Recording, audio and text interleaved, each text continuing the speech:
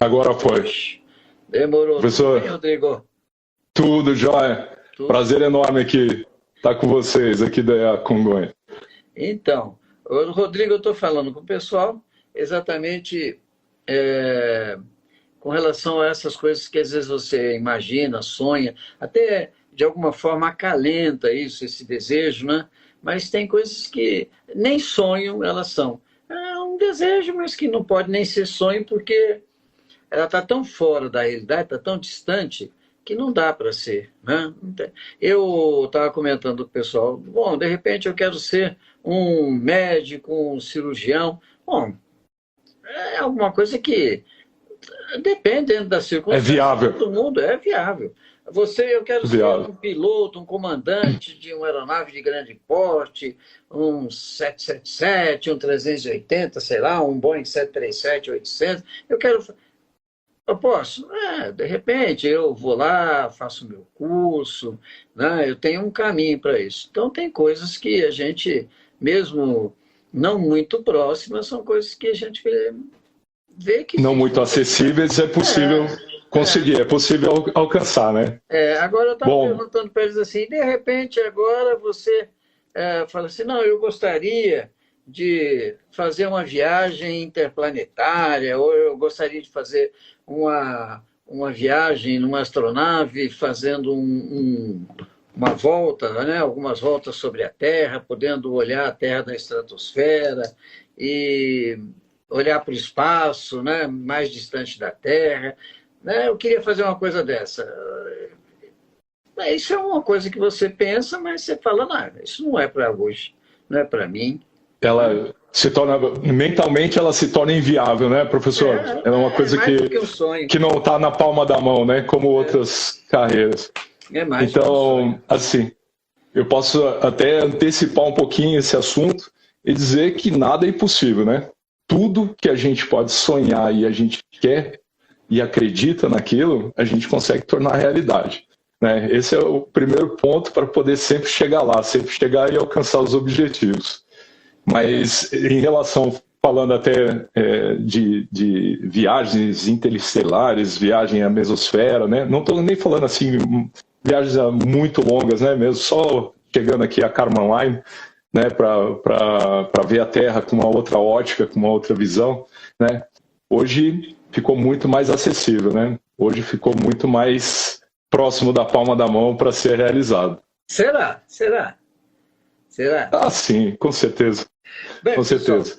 é o seguinte, o Rodrigo, vou falar para vocês, o Rodrigo é um cidadão que vocês estão vendo aí, um jovem, né? Olha o aspecto dele aí, saudável, bonito, tal. E o Rodrigo é um cara que cansou aqui do Brasil de muitas coisas que aconteciam aqui e resolveu buscar novos caminhos, né? Ele aqui no Brasil ele já tinha uma formação universitária, era administrador, engenheiro de sistemas de rede, físico. O camarada, quando começa a estudar física, e ele se dedica à física exatamente, né? Eu tenho um amigo que inclusive é um comandante, né? Um comandante, comandante Túlio, que ele é físico, inclusive ele é pós-doc, acho que na área de física mesmo. E o pessoal, eles ficam sonhando com bolinhas, né? Eles ficam meio atrapalhados, né? Eles conseguem, eles começam a olhar todas as equações em tudo quanto é parede, né? A gente diz que depois que se forma, né, cada um tem uma reação em cada curso, né? E o nosso de física a gente começa a ver vetores, a gente começa a ver um monte de coisa só durante a caminhada. Nossa. Então, e o Rodrigo era uma pessoa mais ou menos assim, tinha essa formação toda aqui no Brasil e alguma coisa que às vezes acontece aqui no nosso país com relação à educação, principalmente na pós-graduação, e aí eu estou falando da pós-graduação, estrito senso, né, que é alguma coisa mais séria.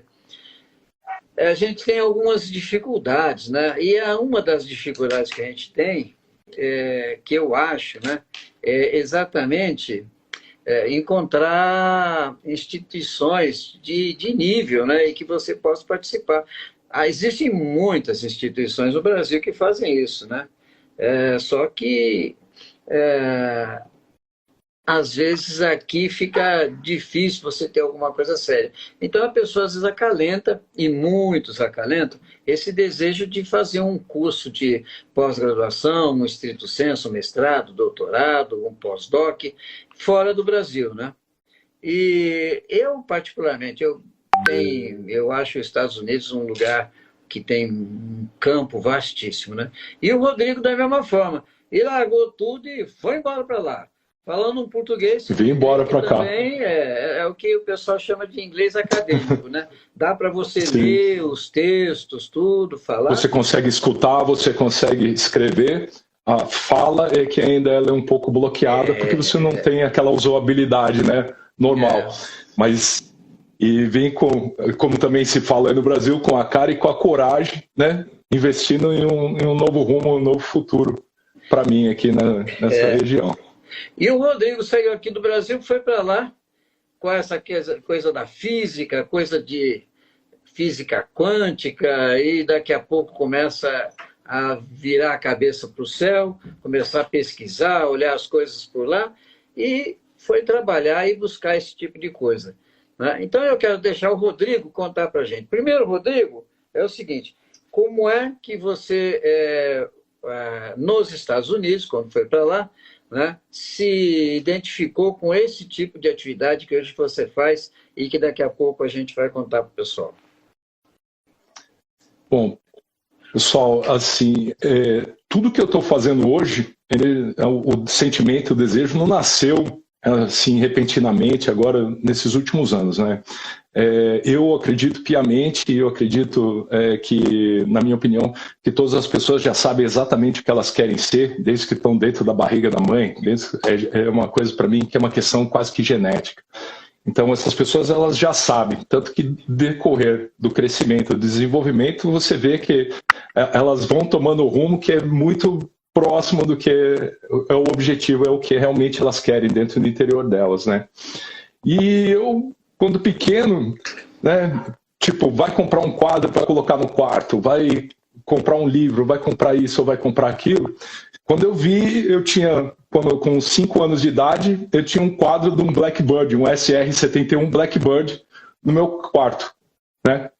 Aí tinha uma coleção de livros sobre aviões, livros sobre foguetes, livros sobre conquista da Lua. E aquilo tudo, né? E assim, não foi uma coisa que alguém foi específico fazer isso. Foi eu pela escolha. Poderia ter escolhido uma área de biologia sobre animais, sobre elefantes, dinossauros, não sei, alguma coisa nessa vertente. Mas não, eu acabei escolhendo tudo que era referente ao setor aeroespacial, eu comecei a seguir. Só que, assim, durante todo esse desenvolvimento no Brasil e tudo mais, né, a gente vê que a gente acaba se perdendo no meio do caminho, porque muitas vezes a gente tem que sobreviver e não consegue viver. Eu gostaria de ser cientista desde pequeno, gostaria de ser astronauta, gostaria de ser cientista desde pequeno, mas a gente sabe que viver como cientista no Brasil, né, e pensar em ser astronauta no Brasil são duas coisas totalmente inviáveis, que elas não caberiam na nossa realidade, né, de ter que trabalhar, viver e pagar nossas contas. Então, eu peguei e tomei um rumo diferente nesse sentido, mas já pensando lá desde trás, né, que isso era o que realmente estava no meu interior. Aí você foi para os Estados Unidos e lá começou a buscar alguma coisa ligada a atividades astronáuticas, é isso? Isso, astronáuticas, exatamente. Aí, nos Estados Unidos, então, eu conheci um pessoal do MIT, do Aeroastro, conheci também um pessoal da Georgia Tech, e aquilo foi acalorando e crescendo, porque a acessibilidade a esse pessoal, a quantidade de pessoas que são envolvidas nessa área aqui nos Estados Unidos é gigantescamente maior do que qualquer outra parte do planeta, né? Porque aqui eles respiram. O curso é de engenharia aeroespacial, eles respiram aquilo 24 horas. Eles começam a respirar aquilo 24 horas. Então é um senso de colaboração que eu nunca tinha visto nem em outros países, como países europeus. É um senso de colaboração da pessoa te ajudar aqui. Você fala vamos fazer um balão? quando você vê, aquilo começa a ter um senso de colaboração e todo mundo dando crédito para todo mundo, daqui a pouco viram um super mega balão que está com radar, está com experimentos, está com tudo, entende? A coisa evolui, as pessoas evoluem junto com você aqui. E esse senso não existia lá com a gente. Então, eu comecei a procurar tudo que era ligado a essa área. E aí, através de um amigo, eu descobri que existia um projeto chamado Projeto Possum, que ele trabalhava nessa área de bioastronáutica, né, de cientistas astronautas, e eles faziam toda a formação, toda a educação deles para esse setor aeroespacial. E aí eu apliquei para esse curso, né, é o Projeto Possum. Aí eu apliquei 2 vezes, eu não passei nem na primeira nem na segunda, e na terceira eu fiz todo o processo e fui aceito. Eu fui aceito. E assim, é um programa que ele é, nossa, bem completo, ele é um programa extremamente assim, dialético em termos de aprendizado, porque você aprende desde a biologia, da medicina, tudo. Prepara exatamente como um astronauta de uma agência espacial, nós fomos preparados lá. E algum tempinho atrás, o Instituto Internacional de Ciências Astronáuticas, que é o topo, né, desse conglomerado, vamos dizer assim, eles escolheram alguns pesquisadores para serem pesquisadores, né, do Instituto, para entrarem num pool de espera para voos de pesquisas espaciais.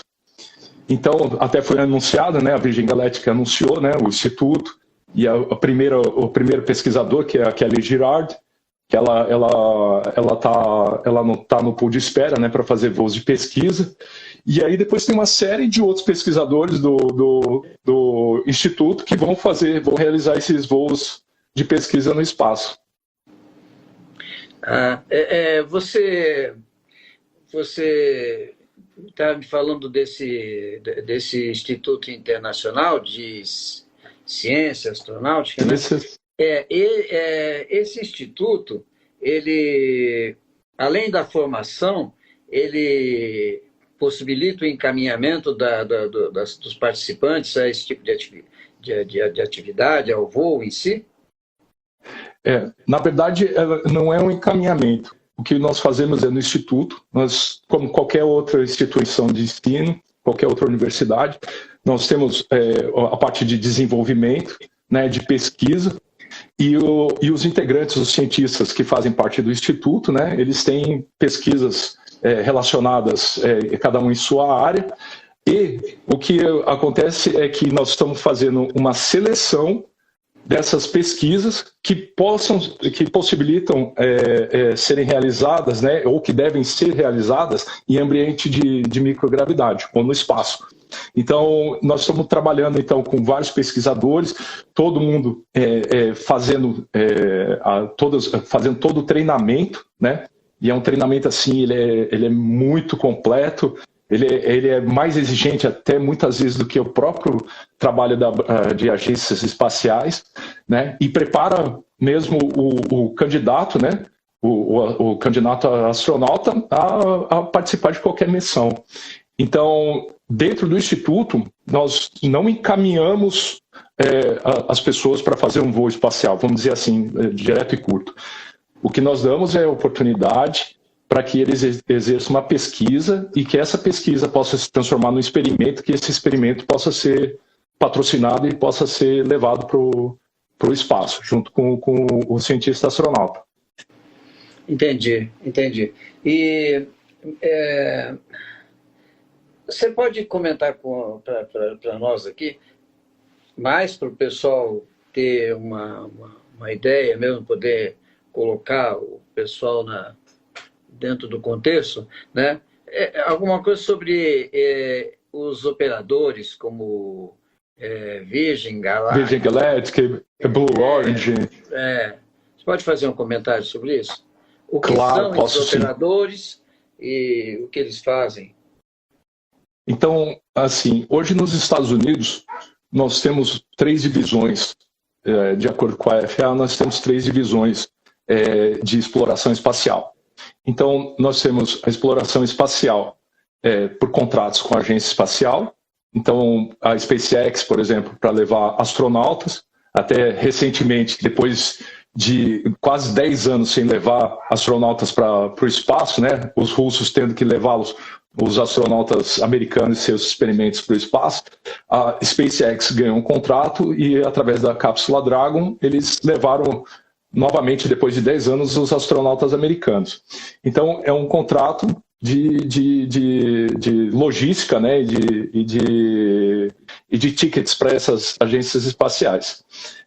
Nós temos o setor de turismo espacial. Esse setor de turismo espacial, que é hoje liderado, né, porque tem uma maior quantidade de voos já registrados. Então, a Blue Origin, então ela já tem de 3 a 4 voos, né, já bem sucedidos, levando clientes, né, para o espaço. E depois nós temos a Virgin Galactic, que a Virgin Galactic, e quase todos eles são todos da mesma época, né, nasceram na mesma época e tem todo esse desenvolvimento. Então, essa parte hoje do turismo privado, né, da criação de vetores que possam levar civis, por exemplo, aumentou a chance para que exista um ramo, né, que seja o astronauta civil, que seja o astronauta comercial. Esse é um dos nichos que eu sou encaixado, que eu faço parte hoje do primeiro grupo de astronautas civis e comerciais da história, dentro do Instituto.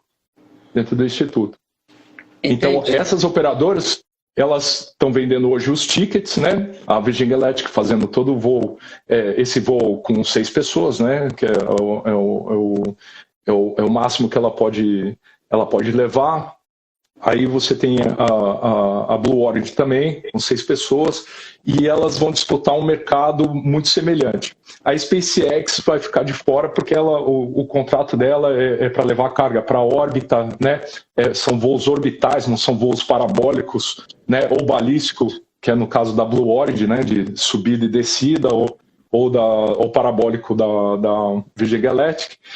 E aí eles não são concorrentes entre si. Então, fica o mercado com a Blue Origin, a Virgin Galactic e a SpaceX fazendo esses voos orbitais hoje, né? Mas, assim, muita coisa que as pessoas não sabem é que esses não são só os únicos operadores que existem nos Estados Unidos. Existem tantos operadores, mas tantos operadores aqui, tantas empresas que já produzem, que já estão fazendo isso e já estão entrando com os protocolos, né, para a FAA, para poderem operar, que assim vai ser uma concorrência gigantesca. E aí é onde tudo isso que eu falei no início, que seria mais acessível, vai tornar mais acessível por causa dessa concorrência. Vai diminuir o preço, novas tecnologias vão produzir melhores combustíveis e tudo assim sucessivamente. Tudo isso aí, Rodrigo, acontecendo independente da NASA, né? Isso. Na verdade, a NASA ela apoiou, por exemplo, a SpaceX apoiou, né, com o contrato da NASA, eles conseguiram ter todo vamos dizer assim, uma lufada de ar para poder continuar, né, nessa área. Mas a gente vê que todos eles estão se tornando super independentes de contratos com NASA, né, contratos governamentais. Então, a partir do momento que a FAA liberar essa venda de tickets, esse trabalho contínuo, né, com certeza não vai haver nenhuma dependência. Na verdade, a NASA talvez utilize muito o serviço deles para treinamento e para outras missões. Uma pergunta. O lançamento dessas incursões que estão sendo feitas é realizado aonde? Então, vamos lá. A SpaceX, o lançamento dela normalmente é feito por Cabo Canaveral, né? Hoje existe um launchpad bem estruturado lá e todas as cargas, todos os envios de astronautas são todos feitos por Cabo Canaveral. é o melhor ponto, é o menor consumo de combustível, é a melhor logística para o egresso, né, de cápsula, que não é uma área populosa, então ela, quando volta da órbita, ela tem uma chance muito maior naquela linha latitude de voltar da Estação Internacional ou da Lua, né? No caso, daqui a alguns anos da Lua, fica muito mais fácil de fazer esse resgate, essa recuperação das cápsulas. A Virgin Galactic, ela operava pelo deserto do Mojave, né? No Spaceport Mojave, ela fazia todos os lançamentos lá. E aí agora foi transferido para o Novo México, onde eles têm uma estrutura no Spaceport Novo México, que é uma estrutura toda com um aeroporto muito bonito, uma estrutura, eu tive lá, tive o prazer de estar lá, uma estrutura sensacional, super bonita, né, e que é dedicada mesmo para turismo espacial e para poder receber todos esses clientes, que ainda são os clientes que têm bom poder aquisitivo, né? Então, ele é um serviço assim, de alto nível de status. E a Blue Origin, que opera do Texas, né? Que faz esse voo balístico dela no Texas. E como é que é o voo balístico dela do Texas? Sobe, o foguete sobe, eles deployam, eles liberam a cápsula, e a cápsula retorna, né? Depois de alcançar ela retorna através de paraquedas, né, próximo à base de lançamento. Então, assim, a Blue Origin, ela basicamente lança o cidadão e depois ele desce de paraquedas, é isso? Isso. É como aqueles velhos antigos, aqueles estilingue com paraquedista, que o pessoal dobrava no plástico, é mais ou menos aquilo. Então lança, a hora que alcançou o apogeu, é liberada a cápsula, e aí aquela cápsula depois... Esse apogeu é na mesosfera? Onde é? É acima da mesosfera. Ele ultrapassa a Kármán Line, né? A Kármán Line, na concepção internacional, a Kármán Line é a divisa do espaço exterior. Então, abaixo da Kármán Line, que é 100 km de altitude, nós estamos na Terra, nós estamos dentro da mesosfera, nós estamos dentro da esfera da Terra, né? Nós não estamos no espaço, não somos considerados de estar no espaço. Mas aqui nos Estados Unidos, a normatização é diferente, ela veio da Força Aérea. Então, se você alcançar 80 km de altitude, você já é considerado astronauta aqui, né?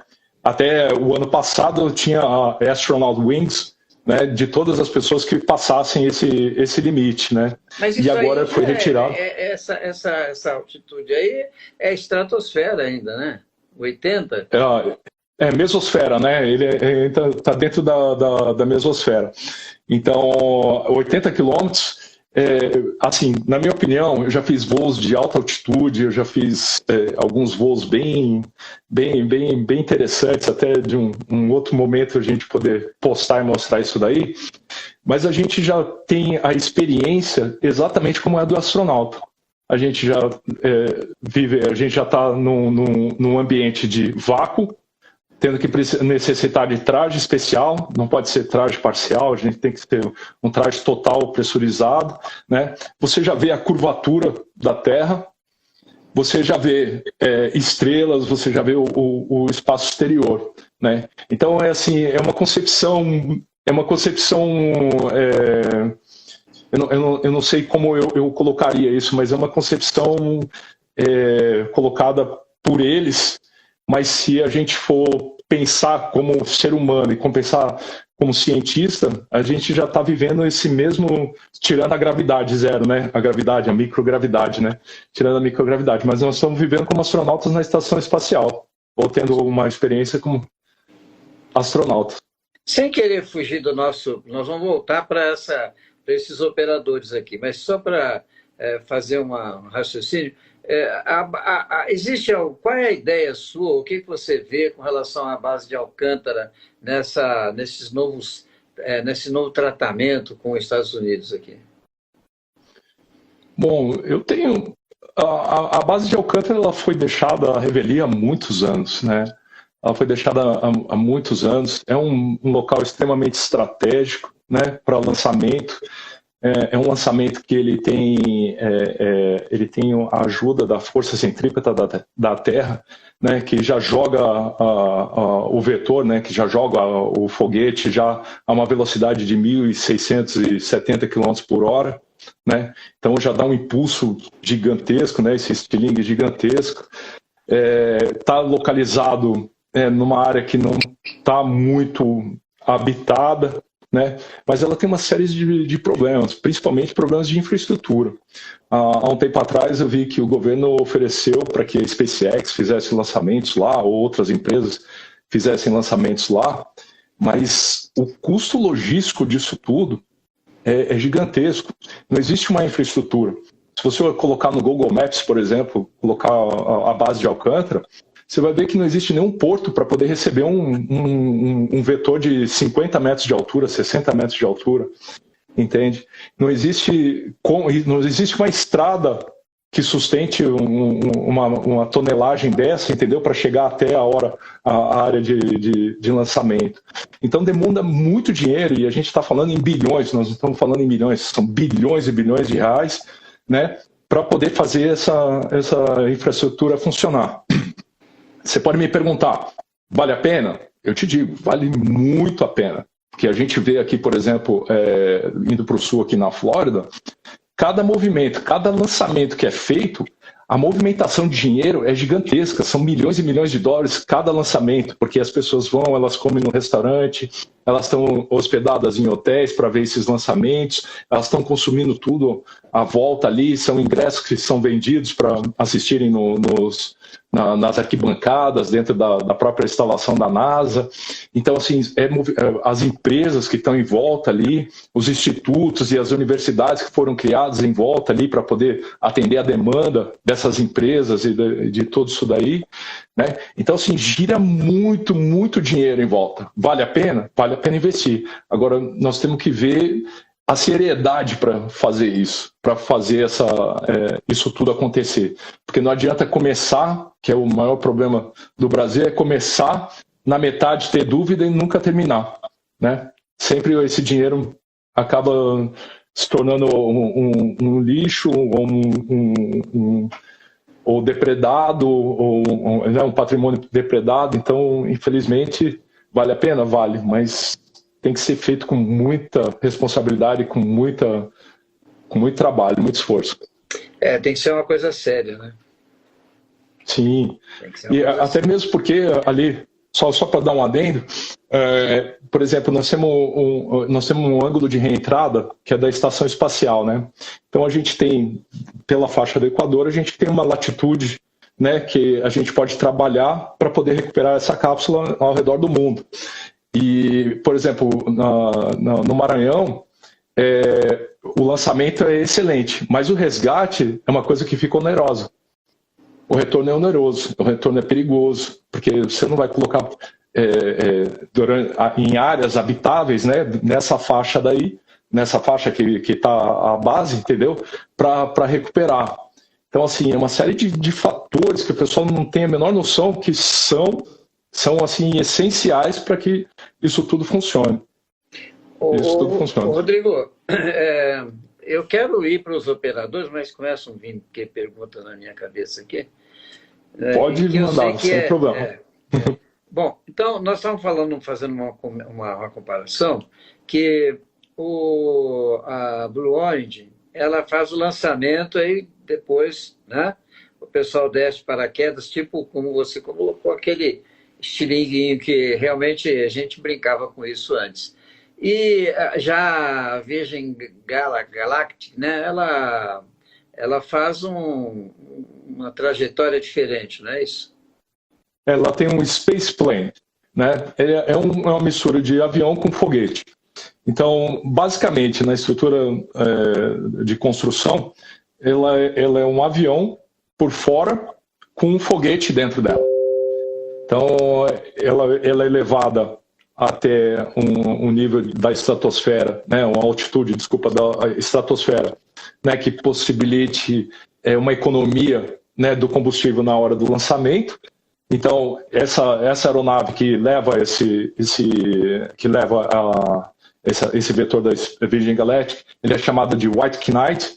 Ele é um avião duplo, né, com um vão entre os dois aviões e o foguete no meio, né? Esse foguete é chamado Spaceship Two, né? Agora, ele já teve a primeira versão, que foram feitos testes, né, vários testes, onde veio todo o planejamento e todas as mudanças para o Spaceship Two.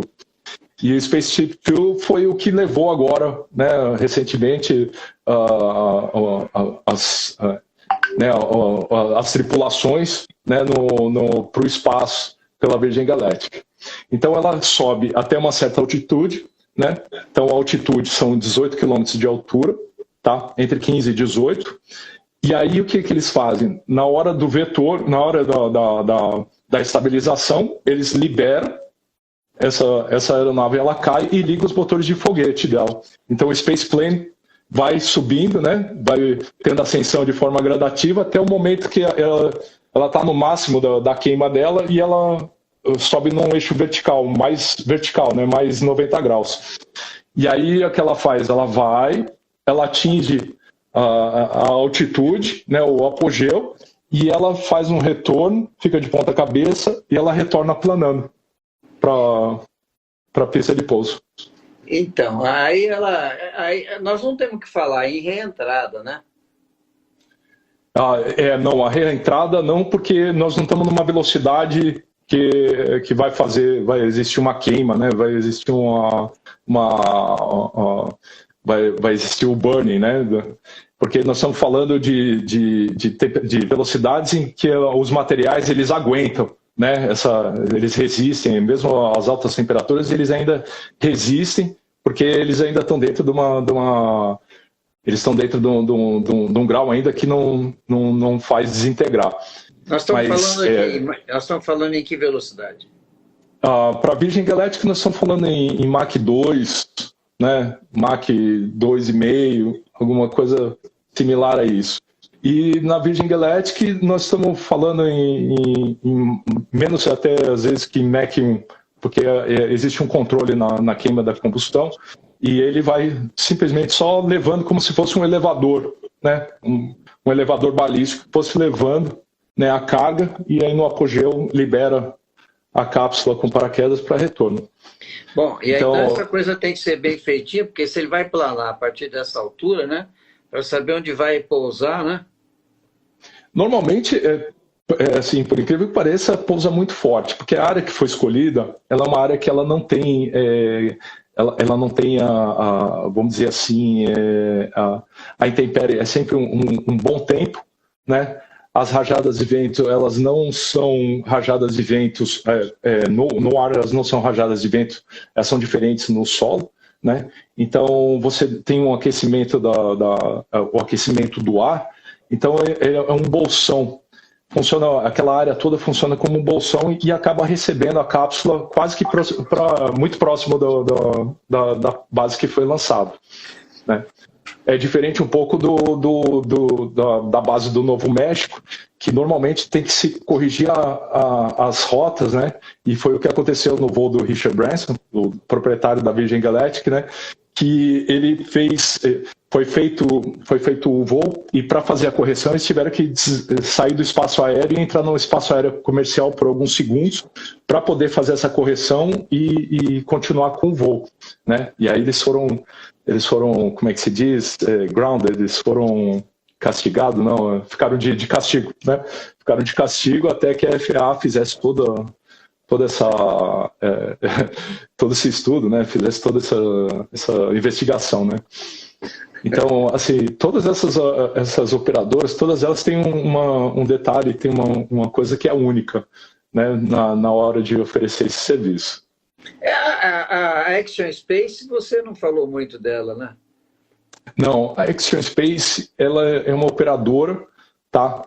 Ela é uma operadora. Ela começou fazendo turismo espacial para estação espacial, para ISS. Então, ela levava turistas espaciais para ISS. A Axiom começou a funcionar dessa maneira. Só que agora, recentemente, nesses últimos tempos, ela começou a receber investimento, né? investimento de várias empresas grandes, inclusive Jeff Bezos é um dos sócios agora, né, do consórcio, né? Perdão. E eles agora vão construir uma estação espacial particular. Então, vai ser hotel, vai ser centro de pesquisa, vai ser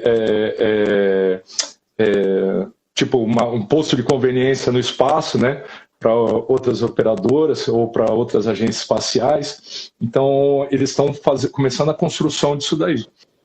E o que eles estão fazendo é que eles já montaram, não estão só montando a estrutura para a estação espacial, como a estrutura para treinamento dos astronautas também, né, para irem para a estação espacial ou internacional ou para essa nova estrutura deles. Isso aí é um empreendimento, como você falou, né? É internacional, né, esse empreendimento, né? Não tem nação. Na verdade, quase todo mundo tem um sentimento muito grande, né, em relação ao mundo, mas a gente vê que o capital mesmo, a iniciativa e os profissionais saem todos daqui. A gente vê que eles são extremamente focados e é muito diferente a maneira como eles enxergam o negócio, como eles enxergam a necessidade de começo, meio e fim aqui, sabe? Você está uma onde coisa aí, muito nos Estados Unidos? Está onde agora? Aí? Hoje eu tô em Boston, né? Eu tô localizado em Boston, né? E futuramente estou indo mais para o sul, mas no momento agora em Boston. E Boston, para mim, é um dos melhores lugares que eu poderia estar. Para mim, é o centro do conhecimento. As melhores universidades estão aqui em volta. São diversos profissionais também excelentes. A gente tem o MIT, a gente tem Harvard, a gente tem Berkeley, Boston University. São assim diversas instituições de ensino, assim, num raio muito pequeno. E a gente vê que a colaboração entre essas universidades e os cursos é uma coisa maravilhosa e que agrega para todo mundo que participa aqui. Eu não tinha ideia de que nós estávamos assim com vários programas, né, vários operadores e com várias viagens já realizadas. Eu não tinha ideia disso. Sim, já foram feitas várias viagens. Até agora, no próximo mês agora, vai um grupo de quatro civis agora para a Estação Espacial através da Exo, né? Eu tenho até um amigo que ele está indo no Crew 2, na segunda, né? Que é o John, que ele está treinando agora ele está lá no Texas treinando, né? E esse pessoal todo está indo para lá como turista, né, fazendo esse trabalho. Eles estão indo como turista? Eles estão indo como turistas. E assim, o que deixa um pouco indignado da minha parte, da minha pessoa em relação ao Brasil, é que as pessoas procuram informação e elas não conseguem aí. Ou elas, às vezes, ficam um pouco alienadas em relação a essas informações e assim, toda vez tentam se comparar, falar, não, pô, o Brasil tem boas mentes, o Brasil tem isso, tem aquilo, sabe? E as boas mentes do Brasil, elas já não estão no Brasil já faz muito tempo. Elas já saíram, elas já migraram, elas não estão aí, entende? Hoje existe um leque, existe um vale gigantesco de ensino, de aprendizado, de educação, que vai ser difícil, muito difícil recuperar. A gente vê, por exemplo, o pessoal de ginásio aqui, criançada de ginásio, fazendo código. Pessoal de colegial montando inteligência artificial através de neurociência. No Brasil, mas às vezes nem mestrando, o cara ainda entrou nessa área, sabe? Tudo focado em autoajuda, tudo focado em outras coisas, discutir se vai terminar com EX ou terminar, né, de gênero, como é que nós vamos falar pessoas de gênero, como é que nós vamos tirar o O e o A e vamos falar todo mundo como um gênero só, tudo bem, a discussão é super importante, a discussão é super importante, mas ela não é a prioridade agora no nosso país. Nós precisamos formar engenheiro, nós precisamos formar físico, nós precisamos formar... Meu velho, físico, engenheiro, isso aí não dá voto, meu amigo. Isso aí não mexe com nada. O que mexe é gênero, entendeu? O que mexe é se o camarada pode ser considerado pedófilo, se não pode, se ele pode aparecer nu para criança, se não pode. O que tem que discutir é isso, entendeu? Essa é a nossa realidade aqui. É nojento, mas é isso aí. É isso aí. A gente pode ter essa discussão. Você não precisa ter dedos para falar, não. Isso aqui é nojento. Nós estamos vivendo um período nojento. Nojento. E é uma coisa que... Pior ainda, né? Se você nasceu num período nojento, você nasceu desde pequeno, você está acostumado com aquela sujeira. Agora, quando você não nasceu num período nojento, de repente você começa a ver isso. Agora, tem que conviver com isso por enquanto, mas dizer que... Mas o maior problema, professor, o maior problema agora é que essa geração e a próxima que já está vindo aí, que está vindo aí no Brasil principalmente, entendeu? Elas perderam a referência total. Porque aqui, pelo menos ainda nos Estados Unidos, ainda você vai no sistema de educação, é o sistema de educação de 240 anos atrás. É aquela mesma rigidez. Olha, você está vindo aqui, você vai estudar, essa é a matéria, isso, a gente faz isso. É claro, tem as adaptações, né, as revitalizações em relação a isso, mas o ideal, né, a missão, aquilo tudo é de centenas de anos atrás, de anos atrás. Entendeu? De educar, de formar, não ser generalista, de ser específico no que quer fazer. Aqui você chega, pessoal saindo do colegial, eles já sabem exatamente o que eles querem fazer. Eu quero ser biotecnólogo e depois eu vou fazer um mestrado na Inglaterra. Então, assim, as pessoas são extremamente encaminhadas, entende? E aí, no Brasil, a gente tem que ser generalista, porque nós tivemos muitos problemas com a nossa economia que fizeram a gente fazer o quê? Ter que sobreviver. Então, a gente teve que se virar, né? Vou fazer um curso de formação, entendeu? Para ver, ter o diploma e tentar um emprego, né? Você não saía já dali, já olhando para aquilo e falando, nossa, é esse emprego que eu quero, né? Com aquela garra, com aquela motivação, porque você sabe que não é realidade aí. Não é. Então, aqui tem uma colega nossa aqui, a Carolina, ela colocou alguma coisa assim. Eu não sei, mas aqui no Brasil ainda, de repente aparecem uns doidos aí conversando de se a Terra é plana, né? Será que tem alguém aí que raciocina assim? Tem.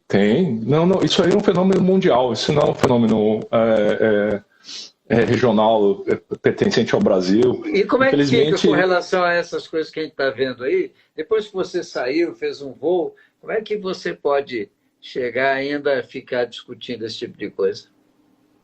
Aí é que tá. No Brasil, nós entramos na discussão sem informação e aí ainda se damos de saber tudo, sabe tudo o tempo inteiro. Entra numa discussão que ela se transforma, que era uma discussão para ser resolvida ou deixada de lado, entendeu? Para não se dar atenção para isso. Ela começa a virar um problema, que vira uma bola de neve gigantesca, e aquilo vira um conflito, entende? Toda essa energia gasta para tratar de um assunto que, se você já sabe que a Terra é redonda, você tem certeza, então, continua com a tua vida, continua a fazer tuas coisas, continua a ter sucesso nela, entende? Não dá bola não dá atenção, não dá como é que se diz? Não dá palco para uma situação dessa. Perdão, professor. Pois é. Mas você está dizendo que é um fenômeno internacional, alguma coisa assim? O que você acha que é? Não, ela é um fenômeno internacional justamente pela idiotização, a ignorância das pessoas. Tá entendendo? Tentando fugir de uma criação em que as expectativas dos pais foram passadas para eles e eles não conseguiram ter sucesso. Então, tudo eles têm que ser contra, tudo eles têm que ser contrário. Se você seguir a relação de hierarquia dentro de uma empresa, olha, tem o presidente, o vice-presidente, tem o diretor, tem isso, tem aquilo, entendeu? E você ia pelos canais downsize e upsize, né, upstream e downstream, agora eles são contrários a tudo isso. Então eles têm que ir direto no presidente e falar, olha só, cara, você está fazendo isso tudo errado. Aí o presidente olha para ele e fala assim, ó, vem cá, deixa eu pegar aqui, ó, eu já dormi nesse canto aqui que você falou que está tudo errado. E esse aqui é o menor centro de custo e é o que me dá mais lucro. O que você está falando aí? E bota o cara de lado, tá entendendo? Então você começa a ver que vamos dizer, essa ode à ignorância, ela está se espalhando e está virando uma questão sociocultural. A gente vê no Brasil, por exemplo, poxa, olha só, uma situação internacional que quarentena, nós vamos fazer o lockdown, nós vamos fechar todos os países no mundo. E como é que é o fechamento? O pessoal vai usar máscara, vai ter toda uma série de protocolos para se fazer isso, tá entendendo? A grande maioria dos países, né? Não, quase todos os países do mundo seguiram os protocolos. Se você visse o caso do Brasil, como você deve ter vivenciado e outras pessoas viram ao redor do mundo, não seguiram, atrasaram vacinação, atrasaram a abertura econômica, atrasaram, né, retorno às atividades diárias, quer dizer, tudo postergando, né, um crescimento de novo. Mas por quê? Porque, olha, eu vou dar o suporte para você fazer isso, viu? Aí nos Estados Unidos e tudo mais. Mas comigo não. Comigo eu não posso. Eu vou para minha festa, eu preciso tomar minha cachaça, eu preciso reunir todos os meus amigos aqui, que se ferre, porque eu não tenho ninguém ao meu lado que morreu de Covid, sabe? Então, assim, ó, essa é a mesma mentalidade que é todo dia, né? É o cerne, vamos dizer assim, é o norte da sociedade brasileira hoje. Você dá mais atenção ao banal do que ao essencial. Nós estamos muito complicado aqui. Me diga uma coisa, Rodrigo, para a gente... essa conversa nossa aqui começa a ir longe, né? Vai longe. Já saiu, está indo para o espaço, já está subindo. Deixa eu te fazer uma pergunta aqui. Você estava comentando no início, né, que até mais ou menos 80 quilômetros nós não estaríamos no espaço astronômico. Considerado, né? Sideral. Nós estaríamos no nosso espaço aqui de aeronavegabilidade, esse tipo de coisa, né? Isso. Agora, nós sabemos que a camada da atmosfera é muito maior do que isso, né? Bem acima, né? Sim, ela é. A que altura estão essas estações? Que, por exemplo, estações? A Axiom Space leva o pessoal até essas estações, né? A que distância da Terra elas estão em órbita? Bom, a Estação Espacial Internacional ela opera entre 449 quilômetros de altitude até 512, 504, né? Existe uma variação de correção que é para poder corrigir a rota para não colidir com lixo espacial, né? Com restos de foguetes, né? Com tanques de combustível de foguetes. Então, ela trabalha ela trabalha mais ou menos nessa altitude aí, até mesmo porque a aceleração, né, de 27.800 km por hora, que permite que a estação tenha uma microgravidade, né, que tenha a sensação da gravidade zero, ela precisa estar nessa altitude, né, para poder a sensação do elevador caindo, né, o elevador contínuo caindo. Então é nessa faixa daí. Agora você tem microsatélites que trabalham um pouco abaixo dessa órbita. Você tem satélites geoestacionários que trabalham numa órbita super maior, que é de 16 mil quilômetros, 17 mil quilômetros, né? Os geoestacionários são aqueles que a órbita e a velocidade deles mantêm a posição na mesma parte da Terra, né? Então, normalmente usado para telecomunicações. Esses satélites são bem estruturados e bem robustos, né? E aí existem as órbitas nulas, né? Que é, por exemplo, entre a Terra e a Lua, onde realmente a gravidade é zero. Então, as duas gravidades estão ali, né? E aí aquela parte é a órbita nula, que é onde existe a gravidade zero mesmo. Ela não é gerada pela velocidade, né, da aeronave, né, em movimento centrípeto. Seria o efeito da gravidade zero, né? Isso. Não. Nessa parte nula, a gravidade é zero mesmo. Ela é zero. Ela não é... Ela é zero. Agora, do efeito de cair o elevador, é girando em órbita em uma velocidade apropriada para dar essa sensação do elevador caindo continuamente. Entendeu? É muito bacana. Mas o Rodrigo, é muito bacana.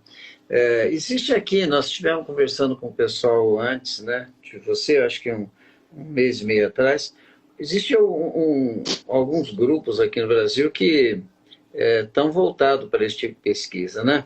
Inclusive, nós tivemos a visita aqui no Brasil de representantes da NASA fazendo palestra, no sentido de incentivar o pessoal mais jovem a esse tipo de estudo, esse tipo de atividade, né? Inclusive mostrando o caminho para eles aí nos Estados Unidos, né? Mas é alguma coisa que fica muito entre quatro paredes, viu, Rodrigo? Ninguém toma conhecimento. É que na verdade, assim, você vir espalhar essa notícia, né, fazer esse trabalho de divulgação, é da própria agência. A agência faz esse marketing, né, em relação a todos os países do mundo, né? Tanto que você vê ao redor do mundo, tem muita gente usando camiseta da NASA, vai fazer alguma piadinha, alguma brincadeira, sempre tem uma referência com NASA, entende? Porque é um marketing muito forte. Mas, realmente, pesquisa e investimento, você não consegue encontrar. A gente vê, por exemplo, aqui no Brasil, a gente não tem centro de pesquisa mesmo, né, voltado para fazer isso, até para utilização na parte privada. Nós não temos isso. É uma coisa muito complicada, né? A gente vê, por exemplo, fazendo teste de foguetes aqui, pessoal de colegial, pessoal de faculdade, mandando para o espaço foguetes, sound rockets aqui, entendeu? Super desenvolvidos, super bem carregados de aparelhos de medição, fazendo um trabalho excelente de pesquisa. E a gente vê que no Brasil nós não temos isso. Nós não temos isso.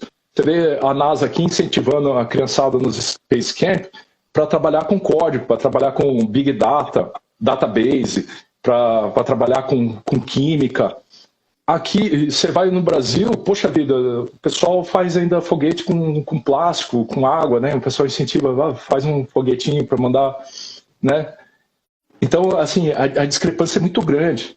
Nada contra a pessoa se incentivar de fazer um foguete desse. Mas, para ir além disso, eu preciso do incentivo e do contínuo acompanhamento, entendeu? Mas num nível mais alto. Precisa de um nível mais alto para que essa criança, com 5 anos, 10 anos, ela chegue nos 19, 18 anos dentro da faculdade e ela já sabe o que vai fazer e com um background já bem robusto para poder exercer a função dele. Aqui o cara ele é incentivado aí para fazer engenharia química e ele termina a engenharia química mal sabendo direito como fazer o shampoo, como fazer um creme rinse, entende? Mas por quê? Ganhou o diploma e consegue um trabalho numa empresa. Ou, na maioria das vezes, o que acontece nunca é um engenheiro químico e ele vira vendedor de alguma coisa. Ou trabalha numa outra seção, turismo, hotelaria, alguma coisa assim. Por quê? Porque ele não tem desde criança, esse acompanhamento para que se faça isso acontecer. Então é difícil. Rodrigo, é uma coisa, para nós assim, pontuarmos aqui. Você vê um mercado de trabalho nesse sentido? Mercado de trabalho no setor aeroespacial? Isso. Assim, mercado espacial no Brasil, falando... Não, aí mesmo, nos Estados Unidos. Sim. Aqui é o mais aquecido de todos os mercados, é o setor aeroespacial. Os maiores contratos do governo, todos eles do setor aeroespacial, né? É o de laboratórios, né? De medicamentos e de setor aeroespacial. Porque o próximo estágio agora é a conquista do espaço mesmo, é o retorno à conquista do espaço. Porque hoje a gente vê China, a gente vê China, Rússia, todos esses países, todos eles estão investindo e eles estão indo. Já mandaram sonda, já estão na Lua, já estão em Marte, já estão... E eles sabem que é essencial você ter um domínio no espaço. É essencial. Sem esse domínio, o que vai ser decidido aqui é decidido só por cabeças pequenas. Os grandes players, eles vão decidir lá fora, é lá no espaço. É lá no espaço. E assim, nós estamos ultra atrasados. Nós estamos andando de carruagem enquanto eles estão andando de veículo já sem roda, já flutuando. Rodrigão, com a certeza que nós vamos poder fazer aquilo que eu comentei com você, fazer um trabalho didático para a gente divulgar, ok? Eu quero deixar aqui para você um espaço de tempo para você fazer as suas considerações finais, me dizer aí o que você acha importante e encerrar para a gente aqui, querido. Tá bom? Pô, que joia. Professor, obrigado pelo espaço. Eu nem imaginava que ia ser tão bacana, assim, tão direto, sabe, tão leve para poder falar e ter essa troca de ideias. E, assim, eu tenho, assim, um objetivo muito grande aqui. Nesse exato momento, eu estou treinando bastante. Eu estou executando todas os steps, né? Estou fazendo todas as fases aqui de treinamento e tudo mais para fazer voos de pesquisa espaciais. Estou trabalhando num experimento para microgravidade e, assim, são companhias muito, muito grandes, né? Eu não posso falar isso, até mesmo por uma questão, né, de sigilo, de informação e tudo mais, mas assim, é um trabalho que ele vai ser executado, né? Vai abrir portas e o que eu tenho para dizer com toda essa minha experiência e com tudo isso que eu estou vivenciando, é que todo mundo tem essa chance. Eu não sei se eu vou ser o próximo brasileiro no espaço, se eu vou ser o 100º, o 200º. Eu quero que todo mundo tenha essa chance. Todo mundo que quiser e quiser colaborar e quiser vir comigo e saber como é que funciona, me pergunta, vem. Vamos embora. Eu quero que você seja melhor do que eu. Eu quero abrir essas portas. Eu já cheguei aqui até esse nível, até essa etapa, coisa que eu nem imaginava que eu conseguiria chegar. Então eu já sou muito agradecido a Deus, eu já sou agradecido às pessoas à minha volta que me fizeram, me puxaram até aqui, né? Eu já sou muito agradecido. Então, eu estou, através do meu Instagram e através do meu trabalho, eu quero que essas pessoas, elas criem coragem dentro delas e elas digam para elas mesmas, eu posso, eu tenho capacidade disso. Eu sou construtor. Não, eu sou pedreiro. Não, você é pedreiro, mas se você botar foco na sua vida, você pode fazer isso. Você pode. Entendeu? Você tem toda essa capacidade. É só você querer, é só você ter uma disciplina na sua vida. Entende? Disciplina financeira, disciplina social, disciplina... Tudo isso. Tudo isso. Deixar de viver no mundinho e ver que existe um mundo fantástico, né? Gigantesco, e ainda um mundo fora do nosso mundo ainda fantástico para ser explorado. Então... Pessoal, o que vocês quiserem perguntar, meu Instagram está todo aberto aí para vocês. Vocês podem mandar questões para mim. Eu amo poder encaminhar pessoal para participar de projetos, para poder ter uma outra visão, né, de como funcionam as organizações aqui fora.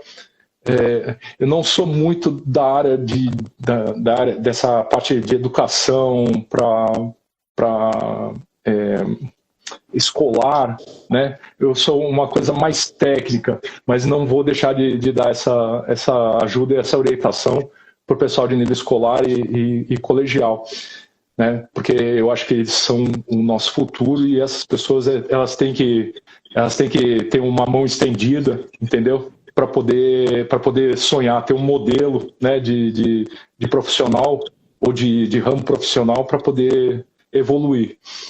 Então, fica aberto aí o convite para vocês, né, para visitar lá o meu perfil, para conversar comigo e pode contar comigo, né, dentro do meu possível, eu poder ajudar todos vocês aí. E obrigado a você, Rodrigo. Obrigado, professor. Grande abraço a todo mundo. Grande abraço para todos.